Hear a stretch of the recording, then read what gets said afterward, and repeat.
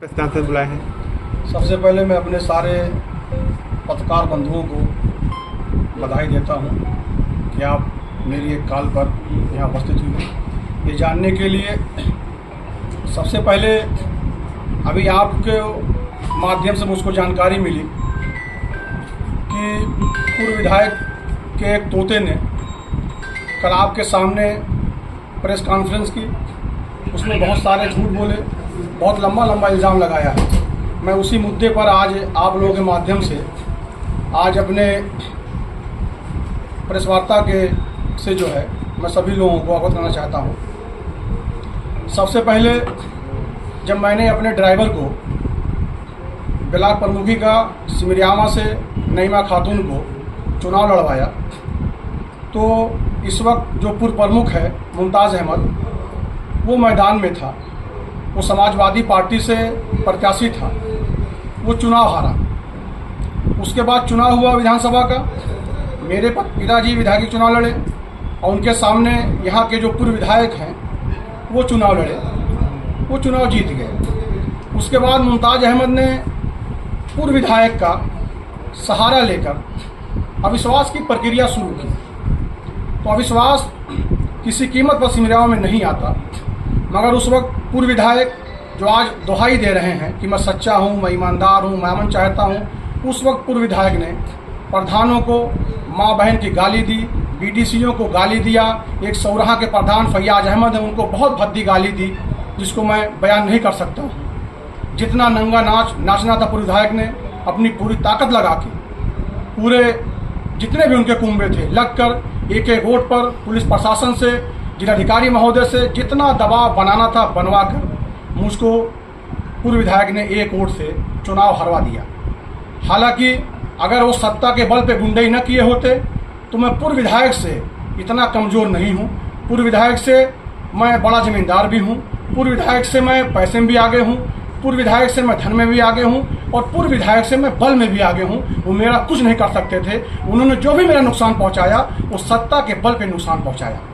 आज वही पूर्व विधायक अपने पालतू तोते को यहाँ पर आप लोगों के माध्यम से पहुँचाकर हमारे वर्तमान विधायक को तमाम आरोप लगवा रहे हैं जो कि निराधार है।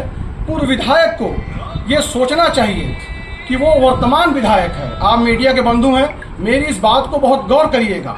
वर्तमान विधायक जो कि ये पदेन सदस्य होता है, उसका ब्लॉक पे जाने का अधिकार होता है। वो अपने अधिकार से अपनी बैठक में भाग लेने के लिए गया था।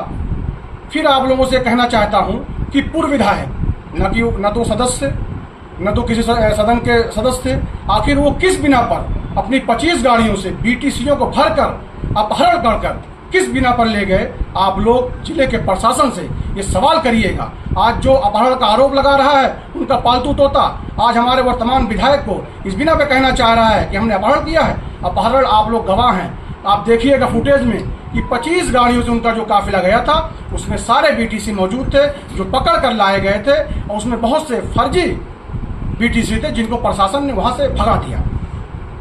उसके बाद आपने देखा होगा एक महिला जो ब्लॉक के अंदर घुसी, जिसने माँ बहन की गाली दी, वो आखिर जो बीटीसी नहीं थी वो महिला कौन थी? वो महिला किस बिना पर अंदर घुसी? फिर वो महिला कैसे बाहर थी? ये भी एक जांच का विषय है। जिलाधिकारी महोदय इसका जो है कम से कम गंभीरता से जांच कराएं और उस पर कार्रवाई कराएं कि इसको कौन से लोग लेकर गए थे। मुझ पर इल्ज़ाम लगा कि मैं बसपाई हूँ। मैं उसके पालतू तोते को और पूर्व विधायक को कहना चाहता हूँ कि मेरा और विधायक का ये तीसरी पीढ़ी का संबंध है। मेरे बाबा ने उनके बाबा से निभाई, मेरे पिता ने उनके पिता से निभाई, अब मैं आज उनसे निभा रहा हूँ। विधायक मेरा छोटा भाई है।